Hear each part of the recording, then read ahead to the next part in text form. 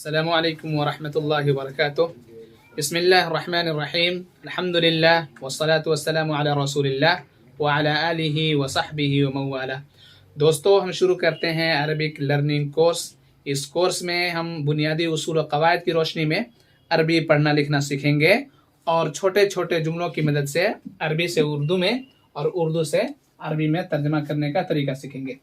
تو سب سے پہلے ہم شروع کرتے ہیں کہ کس لفظ پر ہم پیش پڑھیں گے اور کس لفظ پر ہم تنوین پڑھیں گے۔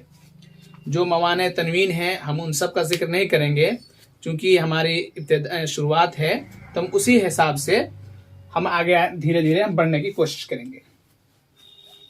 تو سب سے پہلے یہ ذہن میں رکھیں کہ جس لفظ پر الف لام آتا ہے اس پر ہم صرف پیش پڑھیں گے، اور جس لفظ پر الف لام نہیں آتا ہے اس پر ہم تنوین پڑھیں گے۔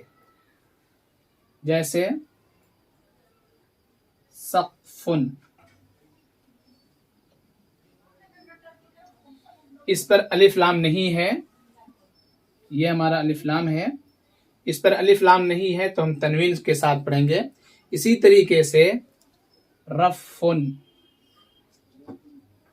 رفن مینس الماری، سقفن کے معنی چھت کے ہوتے ہیں، تو اس پر الف لام نہیں ہے تو ہم تنوین پڑھ رہے ہیں، اور رفن اس پر بھی الف لام نہیں ہے تو ہم تنوین پڑھ رہے ہیں۔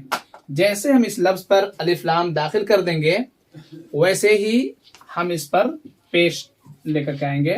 اب السقف، ہم اس پر تنوین نہیں دیں گے کیونکہ یہاں پر دیکھ رہے ہیں کہ الف لام آ چکا ہے۔ جب الف لام آ چکا ہے تو تنوین ہم نہیں پڑھیں گے۔ ایسے ہی رفن ہے تو ہم جب الف لام داخل کر کے اس کو پڑھیں گے تو الرفو پڑھیں گے، ہم تنوین اس پر نہیں دیں گے۔ اگر کوئی شخص تنوین دینے کی کوشش کرتا ہے تو غلط ہو جائے گا۔ کسی بھی لفظ پر جس پر الف لام آ جائے ہم اس پر تنوین نہیں دیں گے۔ پھر ملیں گے انشاءاللہ اگلی ویڈیو میں دوسرے سبق کے ساتھ۔ السلام علیکم ورحمۃ اللہ وبرکاتہ۔